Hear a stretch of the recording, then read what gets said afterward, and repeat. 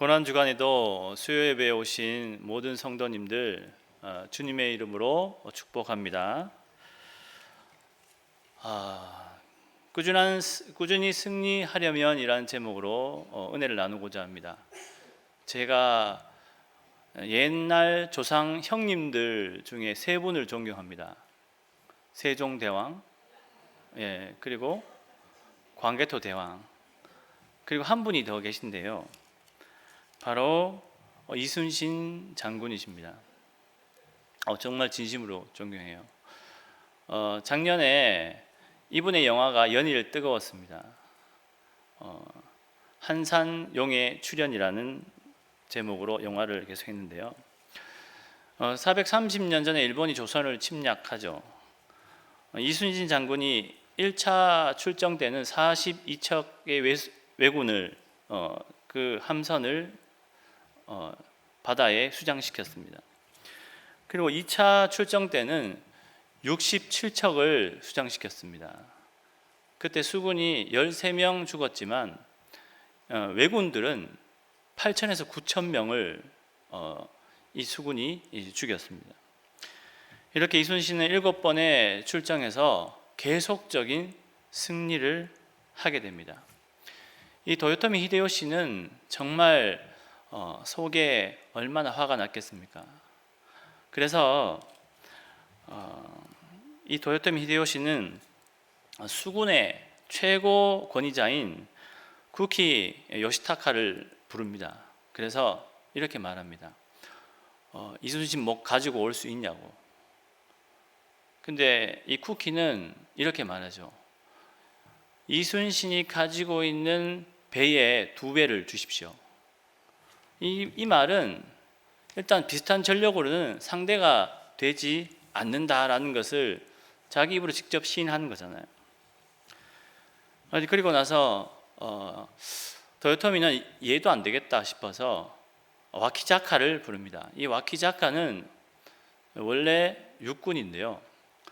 경기도 용인 전투에서 1600명으로 5, 6만을 죽였다고 합니다. 그래서 이 사람은 직진밖에 몰라요. 근데 육군이지만 원래 집안이 해군이었습니다. 그래서 이 도요토미는 와키자카를 불러서 네가 한번 이순신의 목을 가져와 봐라 이렇게 얘기합니다. 용인 전투에서 전라도 관찰사 이광을 잡았습니다. 근데 이제 이순신은 그보다 아래인 좌수사였죠. 그래서 대장도 잡았는데 내가 얘를 못 잡겠어? 라고 하며 특히 도요토미는 오부 노부나가를 뒤를 잇는 전국 통일한, 일본을 통일한 사람이잖아요.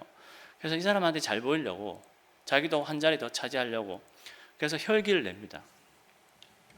근데 도요토미는 이것이 실수였습니다.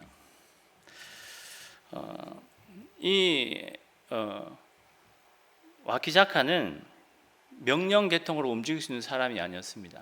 혈기가 많아서 자기가 어떻게든 뛰어나 보이려고 그렇게 온몸을 이렇게 흔든 사람이었습니다. 요동치는 사람이었습니다.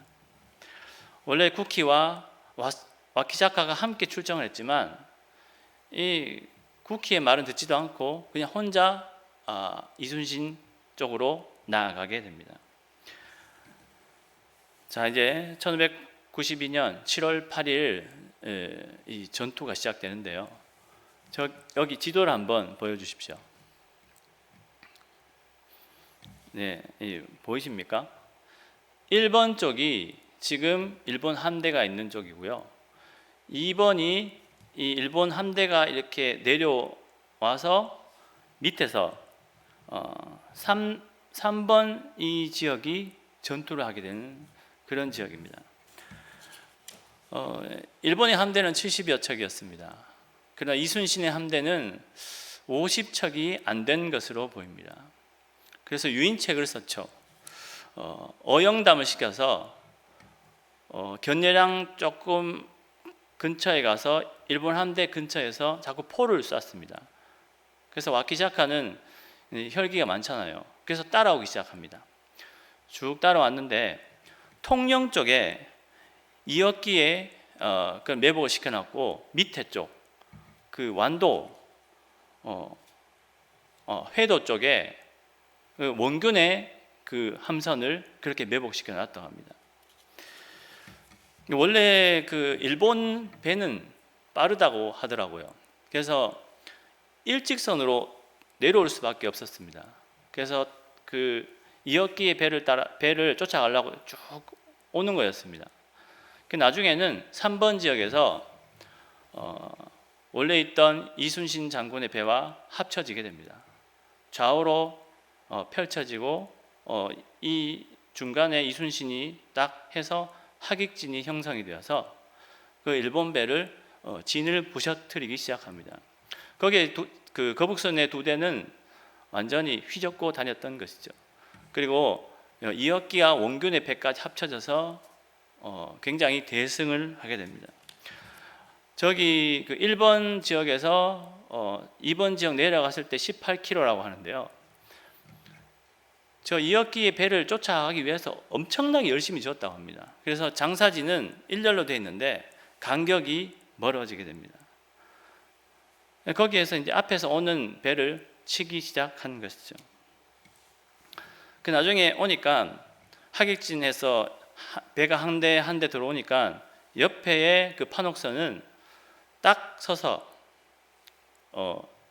그 스타크래프트에 보면 CG 모드가 있어요. 해서 계속 서서 그 일본의 그 외선들을 쏘기 시작합니다. 그래서 대승을 거두고 말았습니다. 이때 선조는 의주로 도망가게 되죠. 만약에 이순신이 여기에서 졌다면 조선 전체가 일본의 침략으로 굉장히 고통받았을 겁니다. 일본은 또 조선을 거쳐서 명나라로 가게 돼서 또 거기에서 야욕을 부렸겠죠. 정말 반드시 승리를 해야 될 상황이었습니다. 죽음으로써도 이거는 승리를 했어야 됩니다. 근데 굉장한 이 지혜로움으로 연습을 굉장히 많이 했다고 해요. 이순신과 이 수군들이 꼭 승리를 해야 될 상황에서 승리했다고 합니다. 오늘도 승리해야 될 사람이 본문에 나옵니다. 이 바로 바울이죠.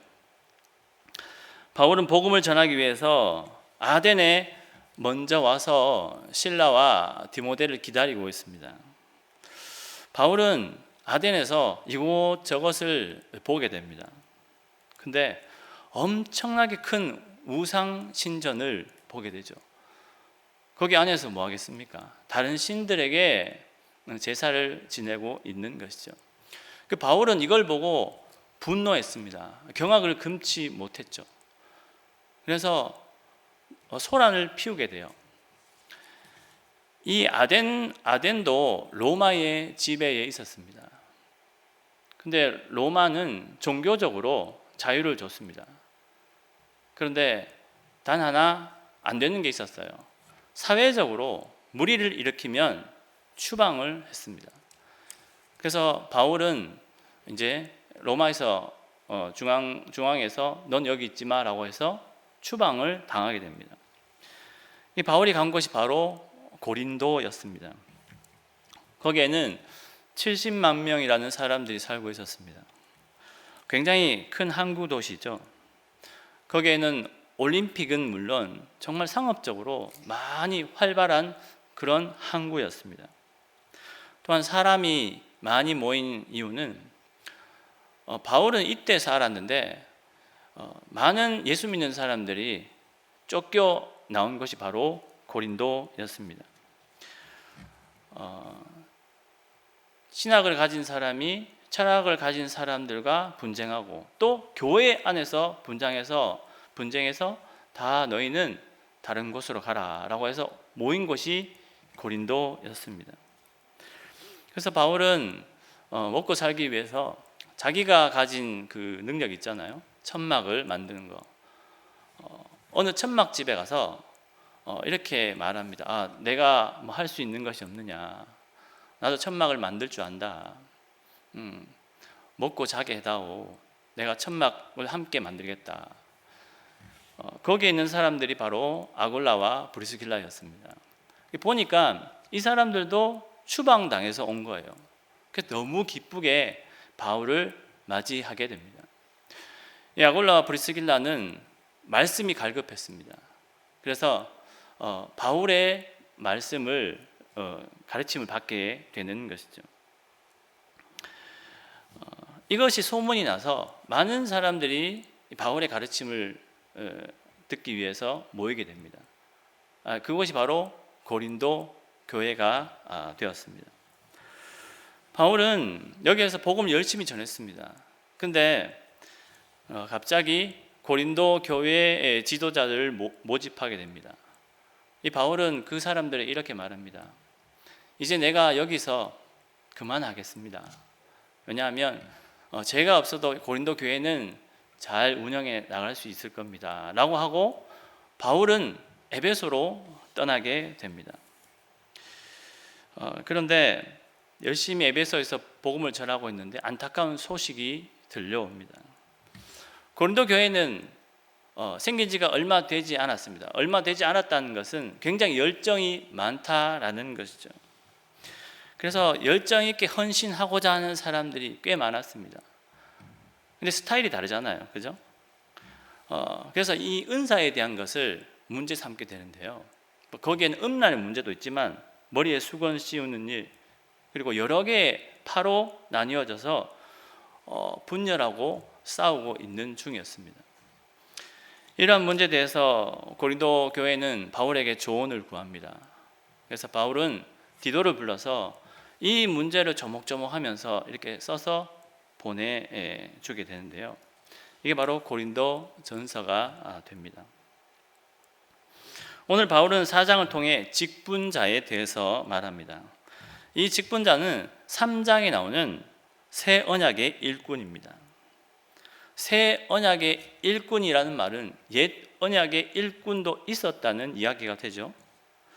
그 옛 언약의 일꾼은 율법으로 인한 일꾼입니다. 율법은 모세가 시내산에서 올라가서 받은 것인데 이 율법은 이스라엘 백성에게 내린 하나님의 사랑입니다. 하나님은 이것을 왜 줬느냐? 이스라엘 백성들아, 내가 너희 사랑해. 그러니까 너희 최소한 이거라도 좀 지켜줘 라고 하고 계신 겁니다. 근데 율법대로 살지 못하자 이것이 정죄하는 거, 벌을 내리는 것으로 이게 바뀌어지게 되었습니다. 하나님의 사랑으로 만든 옛 언약도 이스라엘 백성들은 감당하지 못했다라는 것이죠. 모세가 율법을 받고 시내산에서 내려올 때 출애굽기 34장 29절에 보면 얼굴에 광채가 난다고 합니다.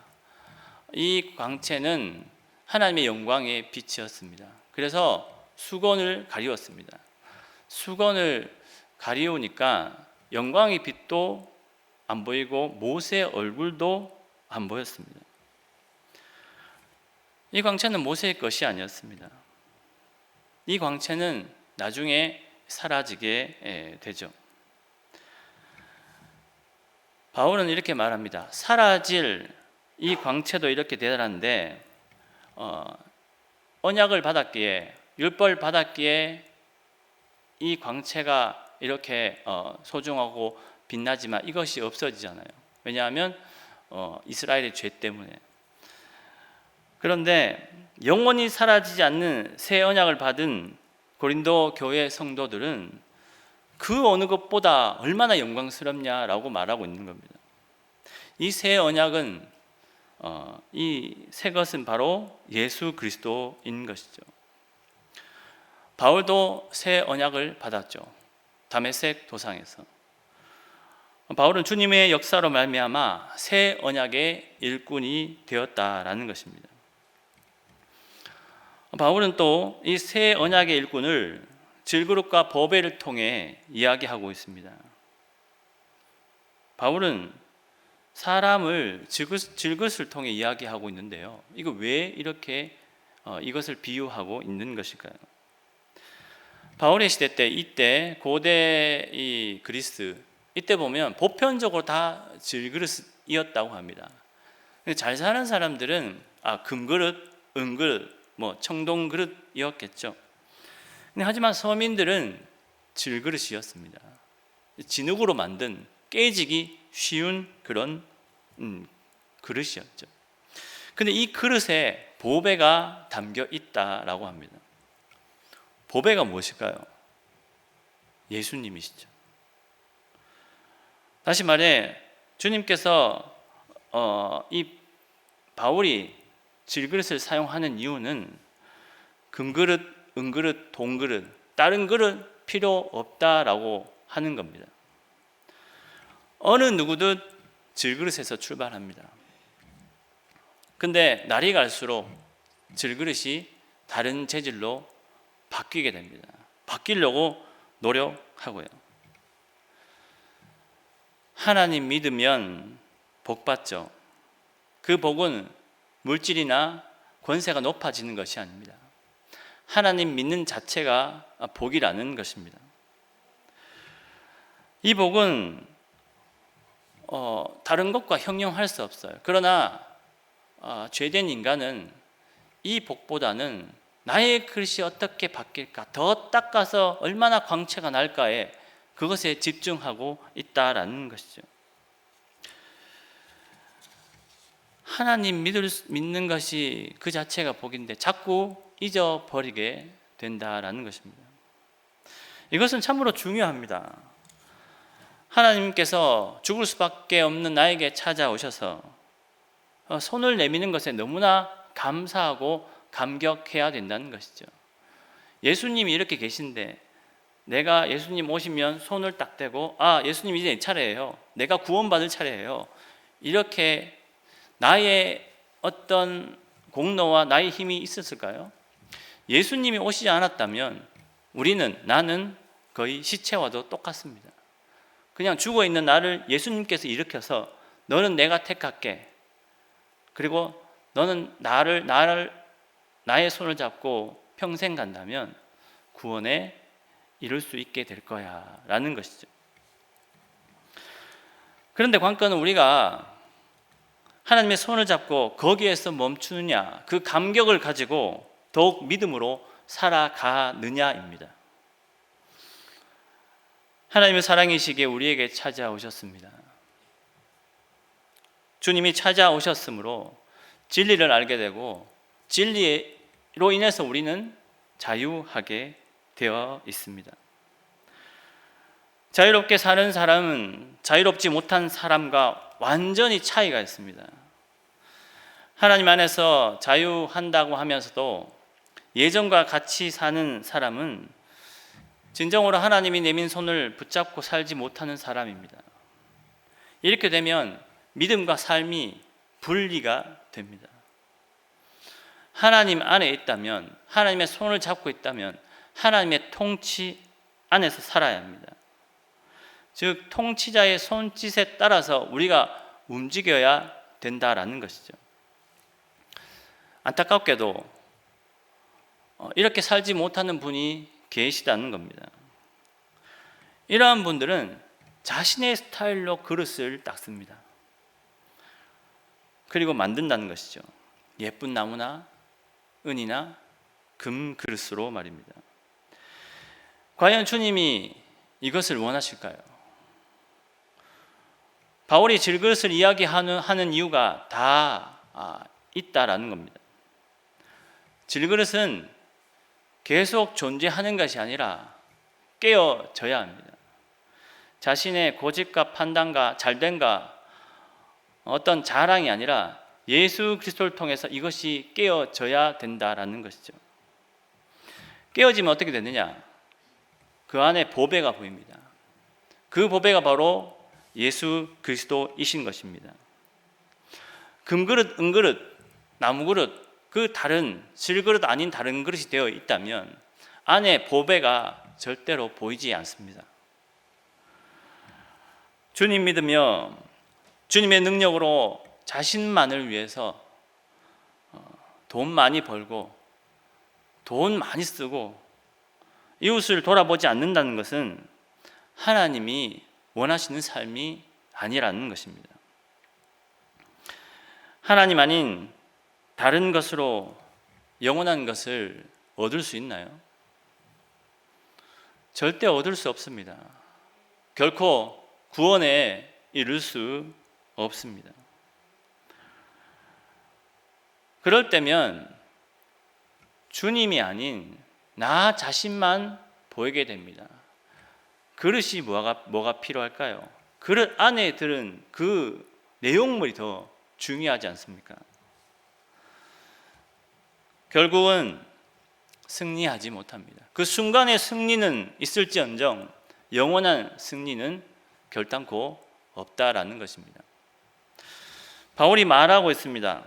8절에 보면 우리가 사방으로 우겨쌈을 당하여도 쌓이지 아니하며 답답한 일을 당하여도 낙심하지 아니하며 9절에 박해를 받아도 버림바 되지 아니하며 거꾸로 트림을 당하여도 망하지 아니하고.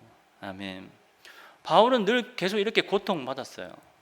매일 나는 죽노라 라고 그렇게 이야기하고 있어요. 왜 그럴까요? 바울이 끊임없이 부서지고 있는 중이거든요. 살다 보면 나만 왜 이렇게 어려워? 나만 힘들어? 나에게 왜 이런 일이 올까라고 하나님을 등한시하고 솔직히 말해서 조금이나마 원망하는 경우가 있잖아요.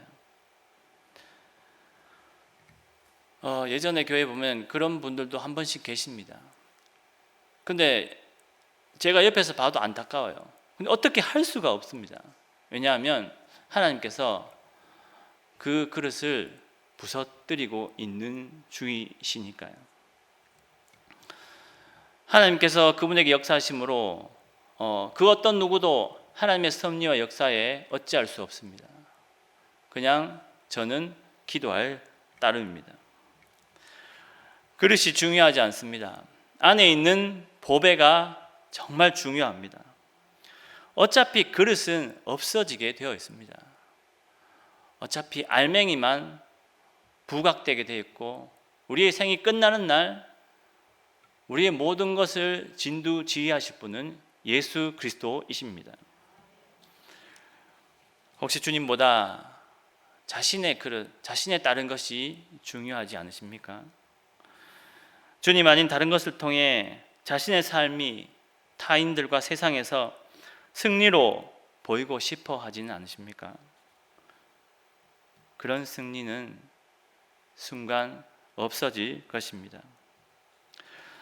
10절에 보면 우리가 항상 예수의 죽음을 몸에 짊어짐은 예수의 생명이 또한 우리 몸에 나타나게 하려 함이라. 아멘. 자신의 그릇이 이게 깨어질 때 우리는 연합할 수 있습니다. 주님은 처절히 아주 흉폭한 자만 죽는 그 틀에 죽으셨습니다. 누굴 위해서 말이죠? 바울과 우리를 위해서 말입니다. 바울은 주님께서 그 고통을 받으시고 죽으셨듯이 바울도 그리고 고린도 교인들도 어려움을 넘어 죽음이 다가올지라도 연합하며 진정으로 주님 붙잡고 나가야 함을 이야기하고 있습니다. 힘들지만 나의 그릇이 부서져야 합니다. 내가 죽어야 합니다.